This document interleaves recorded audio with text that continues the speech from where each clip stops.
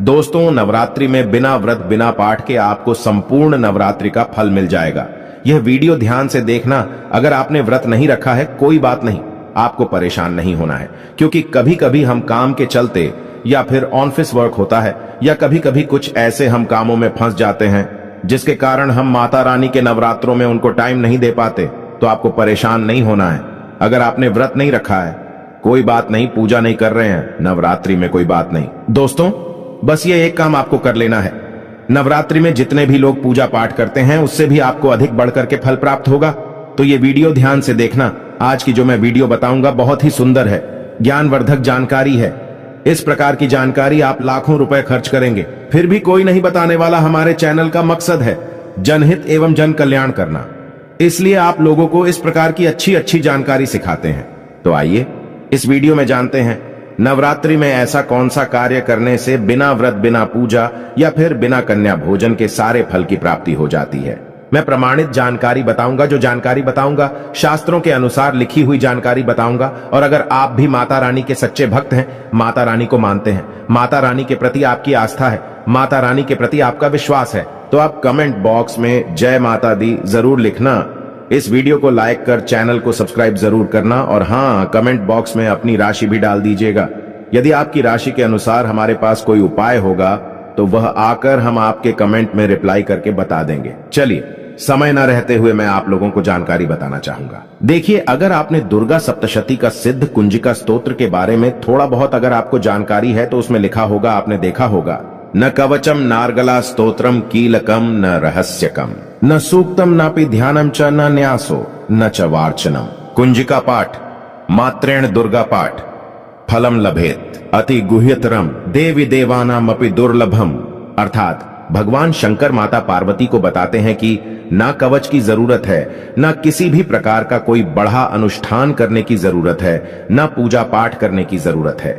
केवल सच्चे मन से अगर नवरात्रि के समय में कोई भी व्यक्ति पूरे मन के साथ, पूरे विश्वास के साथ, सच्ची लगन आस्था के साथ अगर दुर्गा सप्तशती में वर्णित सिद्ध कुंजिका स्रोत का पाठ कर लेता है तो संपूर्ण दुर्गा पाठ का फल उन्हें प्राप्त हो जाता है। जो भी आप व्रत रखते हैं माता रानी के लिए, आप चाहते हैं कि माता रानी का आपके ऊपर आशीर्वाद प्राप्त हो, माता रानी की कृपा मिले।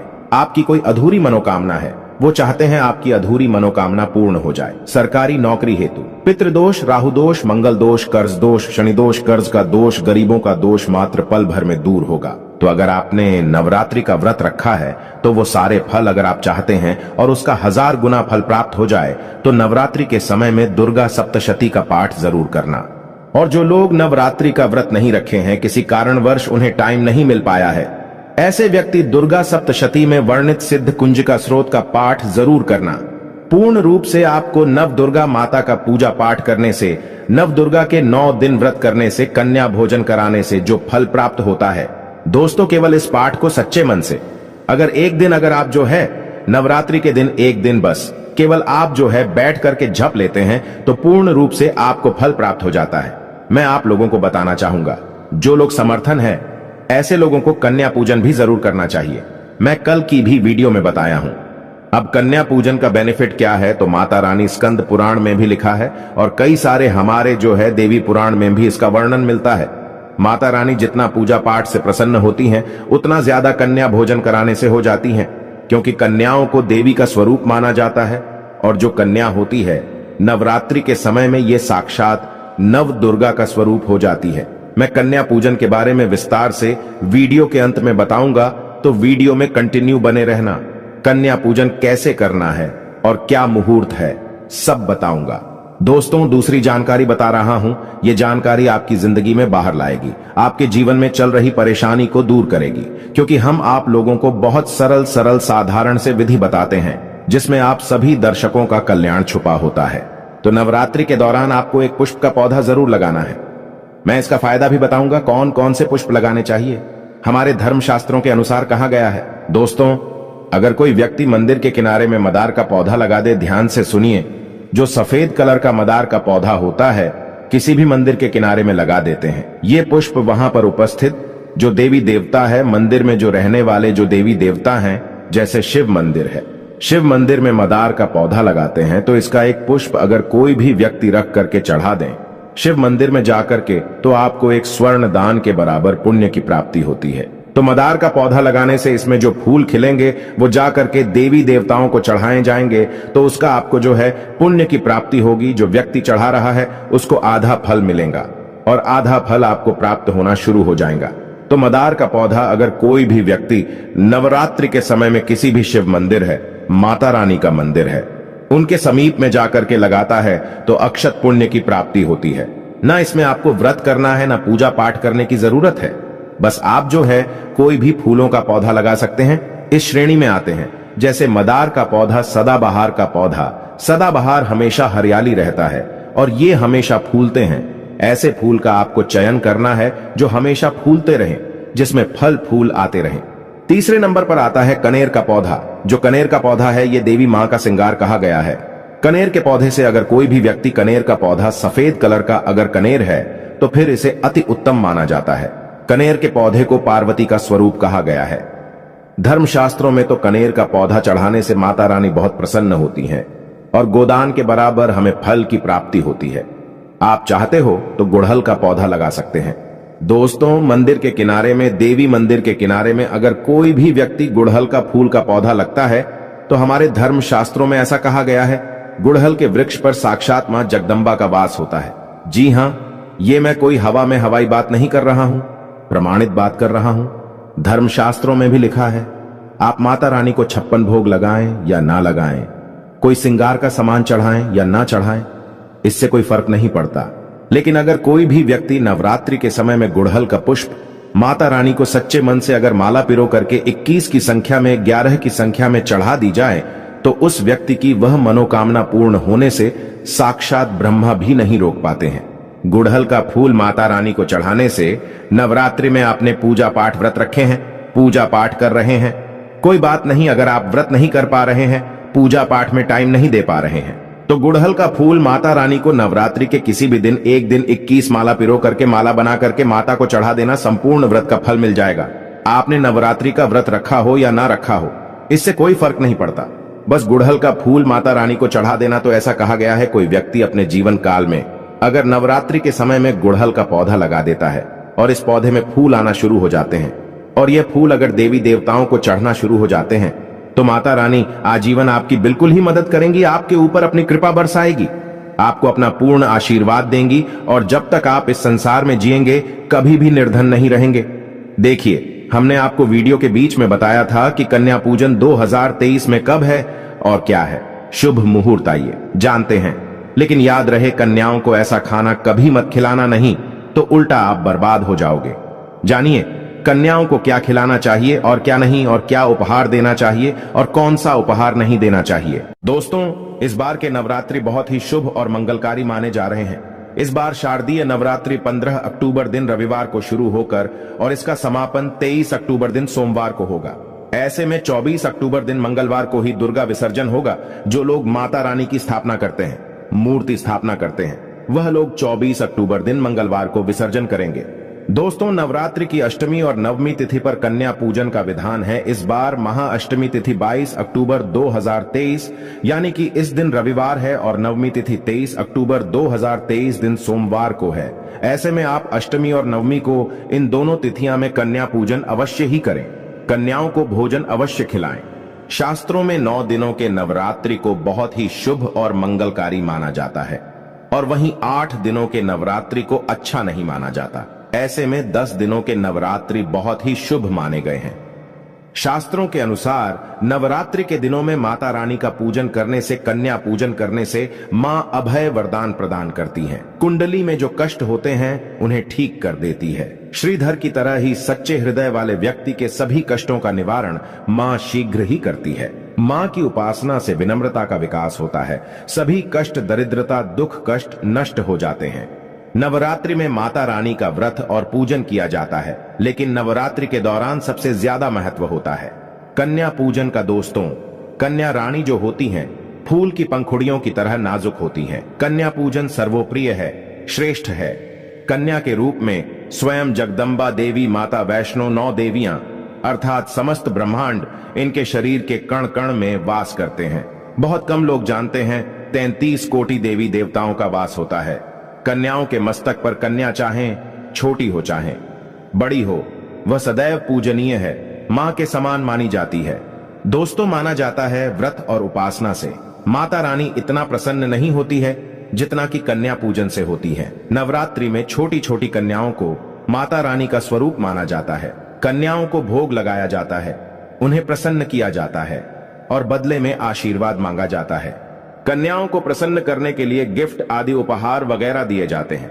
माना जाता है अगर कन्याओं को कोई भेंट दी जाए और वो उसे खुशी खुशी स्वीकार कर ले तो इसका मतलब है माता रानी अर्थात माता वैष्णो ने वो भेंट स्वीकार कर ली जिन पर कन्याएं प्रसन्न होती हैं, तो समझो उन्हें माता रानी का आशीर्वाद मिल गया और माता रानी की कृपा से उन्हें मुंह मांगा वरदान प्राप्त होता है। कन्या पूजन कोई मामूली पूजन नहीं होता। समस्त ब्रह्मांड में जो पूजा होती है उनसे बढ़कर कन्या पूजन को माना जाता है।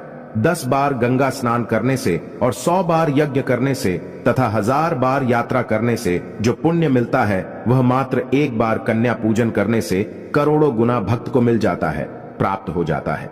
दोस्तों, इसीलिए कहा जाता है कि कन्याओं को सताना नहीं चाहिए, इससे समस्त ब्रह्मांड हिल जाता है।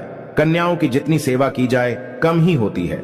कन्याएं कोई मामूली नहीं होती। कन्या के रूप में स्वयं उनके मस्तक पर विराजमान होकर स्वयं देवी चलकर आपके घर तक आती हैं। नवरात्रि में 2 साल से लेकर 10 साल तक की कन्या का पूजन होना चाहिए। अष्टमी अथवा नवमी को कन्याओं के पैर धोकर भोजन कराना, उपहार आदि देना श्रेष्ठ माना जाता है, दुर्लभ माना जाता है। ऐसा मौका कभी हाथों से नहीं जाने देना चाहिए। इस दिन जितना ज्यादा हो सके कन्याओं को हाथ पकड़कर, पैर पकड़कर अपने घर तक लेकर आएं। दोस्तों, वीडियो में आगे बढ़ने से पहले आप अपनी राशि भी कमेंट बॉक्स में जरूर डाल दीजिएगा। यदि हमारे पास कोई उपाय होगा तो वह आकर हम आपके कमेंट के रिप्लाई में बता देंगे। कोई भी राशि के अनुसार अगर उपाय करता है तो माता वैष्णो बड़ी प्रसन्न होती है और ऐश्वर्य धन प्रदान करती है, मालामाल बना देती है। इसीलिए राशि कमेंट में जरूर छोड़ें और हाँ, माता को एक लाइक जरूर करें। लाइक करने में कंजूसी ना करें। दोस्तों, कैसे करें? कन्याओं का स्वागत। कन्या जब आपके घर आए तब सभी के पैरों को दूध और पानी से उनके पैरों को धुलाना चाहिए। खासकर मर्दों को कन्याओं के पर आवश्यक धोने चाहिए, इससे मैया वैष्णो प्रसन्न होती हैं। दोस्तों, फिर उसके बाद कन्याओं को किसी साफ जगह पर जमीन पर कपड़ा बिछाकर बैठाना चाहिए। उनके माथे पर अक्षत, फूल और कुमकुम लगाना चाहिए। फिर उसके बाद भोजन ग्रहण करवाना चाहिए। लेकिन हमेशा याद रहे, कन्याओं की थाली में 3 पूरियां कभी ना रखें। इसे शुभ नहीं, घोर अशुभ माना जाता है। 3 पूरियां तथा 3 रोटियां मरने वाले व्यक्ति के लिए निकाली जाती हैं और जेल में कैदियों के लिए दी जाती हैं। ऐसे में कन्याओं को उनकी थाली में 3 पूरी कभी ना दें, लेकिन 1-2 करके पूरियां दे सकते हैं। इससे 3 संख्या बढ़ जाती है और दोष भी नहीं लगता।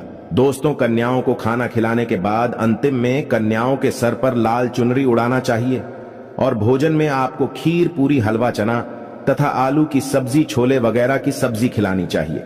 पनीर आदि भी खिलाया जा सकता है। वैसे माता रानी का प्रिय भोजन खीर, हलवा, पूरी और छोले आदि ही हैं। लेकिन भूल से भी लहसुन और प्याज का इस्तेमाल कभी ना करें, अन्यथा अनर्थ हो जाएगा। अक्सर कई लोग कन्याओं को कुरकुरे का पैकेट, चिप्स वगैरह का पैकेट खिलाते हैं, जो कि घोर अनर्थ माना जाता है, क्योंकि इसमें लहसुन, प्याज का इस्तेमाल होता है, जिसके कारण आपका व्रत खंडित हो सकता है। मां दुर्गा क्रोधित हो सकती हैं। जहां आपने 9 दिनों तक लहसुन प्याज का परहेज किया, लेकिन आपकी एक गलती पूरे व्रत को खंडित कर सकती है। इतना भी नादान नहीं बनना चाहिए कि माता रानी रूष्ट हो जाए और कन्याओं को भी अशुद्ध होना पड़े। कन्याओं को डब्बा बंद कोई भी ऐसी चीज ना खिलाएं जिसमें लहसुन, प्याज होता है। कई चीज तो ऐसी होती है मार्केट में जिसके अंदर लहसुन, प्याज का इस्तेमाल होता है। ऐसा आप कभी मत करना। दोस्तों, कई लोग कन्या पूजन में खाना घर पर नहीं बनाते और मार्केट से रेडीमेड लाकर ही खिलाते हैं तथा दही जलेबी खिलाते हैं, जो कि शुभ नहीं माना जाता। दोस्तों, ऐसा खाना वो लोग खिलाते हैं जिनके घर में मान लीजिए कोई दुर्घटना आदि हो गई है या घर में कोई बीमार है या कोई मुसीबत है, तब वो ऐसा करते हैं। लेकिन अगर आप स्वस्थ हैं, आपको कोई पीड़ा नहीं है, तो ऐसा भूलकर भी नहीं करना चाहिए। माता रानी दही जलेबी नहीं, आपके हाथों का बना भोजन खाना चाहती है, आपका प्यार चाहती है। फिर चाहे आप घर में एक ही पूरी क्यों ना बनाएं माता के लिए, पर आप स्वयं ही अपने हाथों से माता रानी को भोजन खिलाएं। देखिए, भले ही आप दही जलेबी खिला सकते हैं, परंतु माता को घर का बना हुआ शुद्ध भोजन ही अति प्रिय है। खासकर नवरात्रों के दौरान घर में पक्का खाना अवश्य बनाना चाहिए। माता रानी बहुत प्रसन्न होती है। घर का बना पक्का खाना ही कन्याओं को खिलाना चाहिए। हमेशा याद रखें, कन्याओं को प्लास्टिक के बने दोने में खाना नहीं खिलाना चाहिए। ऐसे बर्तन पूजा पाठ के लिए शुभ नहीं अशुभ होते हैं, क्योंकि प्लास्टिक के ज्यादातर बर्तन जो होते हैं जानवरों की हड्डियों द्वारा बनाए जाते हैं, इसीलिए ऐसा पाप मत करना। कन्याओं को हमेशा स्टील के बर्तन या पत्तों से बने बर्तनों में ही भोजन कराना चाहिए, बहुत ही शुभ माना गया है। अगर पेड़ के पत्ते में भोजन कराते हैं तो माता अभय वरदान प्रदान करती है। दोस्तों, एक और बात हम आपको बताने वाले हैं कि यदि नवरात्रों के समाप्त होने के बाद यदि बीच में कन्या पूजन में शुक्रवार का दिन पड़ जाए तो कन्याओं को कोई भी खट्टी चीज नहीं खिलाना चाहिए, क्योंकि शुक्रवार का दिन माता संतोषी को समर्पित होता है और माता संतोषी नवरात्रों के दिनों में सक्रिय अवस्था में होती है, यानी वो भी 9 देवियों के साथ में आपके घर में आती हैं। इसीलिए कन्याओं को भूलकर भी शुक्रवार का दिन अगर पड़ जाए तो खट्टी चीज घर में नहीं बनाना चाहिए और कन्याओं को भी खट्टी चीज नहीं खिलाना चाहिए, घोर पाप लगेगा। आपका किया कराया सब बर्बाद हो सकता है। खट्टी चीजों से माता संतोषी रूष्ट हो सकती हैं, चिढ़ सकती हैं, आपको श्राप दे सकती हैं, इसीलिए नादान ना बने। दोस्तों, भोजन कराने के बाद कन्याओं की थाली में एक लौंग जरूर रखना चाहिए, क्योंकि लौंग देवी शक्ति तथा दुर्गा मां को बहुत प्रिय है। लौंग माता शक्ति का प्रतीक होती है। लौंग में नव दुर्गा का वास होता है। इन 9 दिनों में माता रानी को लौंग का भोग ही लगाया जाता है, तो खाना खाने के बाद कन्याओं को लौंग अवश्य अर्पित करें। माता रानी को अमृत से बढ़कर लौंग प्रिय है, इसीलिए कन्याओं को थाली में चुपचाप एक लौंग जरूर रख दें। आपका भाग्य चमक जाएगा। माता लक्ष्मी आपके जीवन में धन की कोई भी कमी नहीं होने देंगे। दोस्तों, आपको बता दें, कन्याओं को उपहार में क्या दें। कन्याओं को खुश करने के लिए उनकी थाली में दक्षिणा डालें, ताकि आपके घर में संपन्नता बनी रहे तथा धन की कोई भी कमी ना हो। कन्या जब आपके घर से खुशी खुशी धन लेकर जाती है तो वह भी आपको खुशी खुशी कई गुना आपको धन प्रदान करती है। इस समय कंजूसी मत करना, खुशी खुशी कन्याओं को धन अवश्य देना। कन्याओं को कोई सुंदर गिफ्ट दे सकते हैं। शास्त्रों में बताया जाता है कि कन्या जितना खुश होती है, माता रानी उतना ही जल्द फल की प्राप्ति प्रदान करती है। ऐसे में आप कन्याओं को चॉकलेट बॉक्स दे सकते हैं तथा खूबसूरत कपड़े दे सकते हैं। याद रहे, काले कपड़े ना दें और स्टील के बर्तन भी गिफ्ट के तौर पर दे सकते हैं। याद रहे कि कन्याओं को लोहे का कोई भी सामान नहीं देना चाहिए, नहीं तो राहु केतु का प्रभाव आपके जीवन में प्रवेश कर जाएगा। राहु काल तथा राहु दोष आपको लग जाएगा, आप बर्बाद भी हो सकते हैं। दोस्तों, जब कन्या अपने घर के लिए प्रस्थान करें तो उनके चरण जरूर छू लें और अपने मन में अपनी प्रार्थना को पूरा करें। सच्चे दिल से मांगी हुई मुराद माता रानी अवश्य ही पूरी करती है। सच्चे दिल का मतलब होता है मन में कोई भी लालच ना हो, और अगर वो लालच माता को पाने के लिए बन जाए तो उसे बोलते हैं सच्ची श्रद्धा और सच्ची भक्ति। ऐसी भक्ति के आगे स्वयं 33 कोटि देवी देवता आपको नमस्कार करते हैं। दोस्तों, नवरात्रों के दिनों में अगर मिल जाए आपको ये संकेत तो समझो, माँ दुर्गा आपके घर में आ चुकी हैं। ये संकेत बताते हैं माँ दुर्गा का आशीर्वाद आपको प्राप्त होने वाला है। तो आइए शुरू करते हैं। दोस्तों, पहला संकेत, जब आप कलश स्थापना करते हैं तो जौ से निकली हरियाली बहुत ही शुभ मानी गई है। कहा जाता है कि जौ से निकली हरियाली हमारे भविष्य में होने वाले अच्छे और बुरे होने का संकेत देती है। ये सभी बातें हमारे आने वाले साल का भविष्य बताती हैं। यदि आपने जौ बोए हैं और वो किसी कारणवश नहीं हो पाए हैं तो ये संकेत बड़ा ही मनहूस माना गया है। कहा जाता है कि नवरात्रों में जौ अगर सूख जाते हैं या बढ़ते नहीं हैं तो आपको समझ लेना चाहिए कि ये साल आपका खराब होने वाला है तथा घर में कोई बीमारी आने वाली है, या दिन दुगनी रात चौगुनी आपकी कम होने वाली है या घटने वाली है। दोस्तों, ये धन हानि का संकेत माना गया है, क्योंकि आपने कोई ना कोई गलती ऐसी कर दी होगी जिसके कारण माता रानी नाराज हो गई हैं। इसीलिए माता से आप क्षमा अवश्य मांग ले। माँ अपने भक्तों को अवश्य माफ करती है।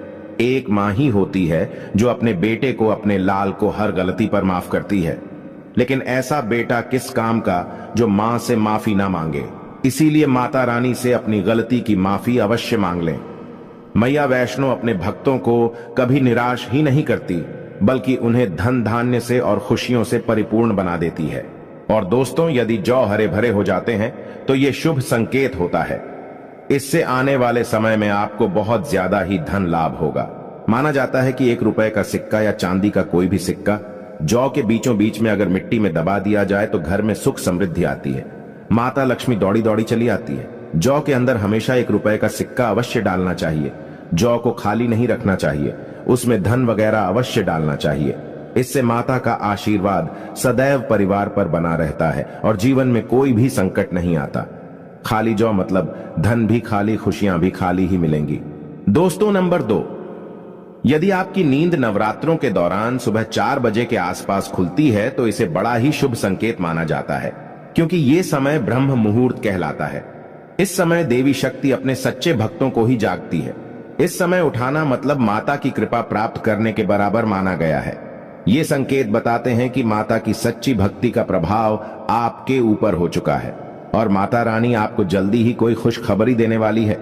माँ आपकी सच्ची भक्ति से बहुत खुश हैं। दोस्तों नंबर 3, यदि नवरात्रि में आपका मन प्रसन्न होने लगे, पूजा पाठ में आपका मन लगने लगे, पूजा करते समय मन का शांत होना यह दर्शाता है कि आपको बहुत जल्द मां की कृपा प्राप्त होने वाली है। माता रानी आपकी भक्ति से बहुत खुश हैं। आपकी भक्ति माता रानी को आनंद दे रही है। ऐसे व्यक्ति को समझ जाना चाहिए कि उसके जीवन में अब अच्छा समय आने वाला है।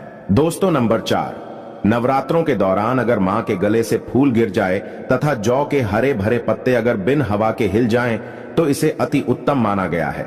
यह संकेत बताता है कि माता रानी का आगमन आपके घर में अस्थायी रूप से हो चुका है। आपको माता लक्ष्मी की कृपा प्राप्त होने वाली है। ये संकेत कुछ खास लोगों को ही दिखाई देते हैं।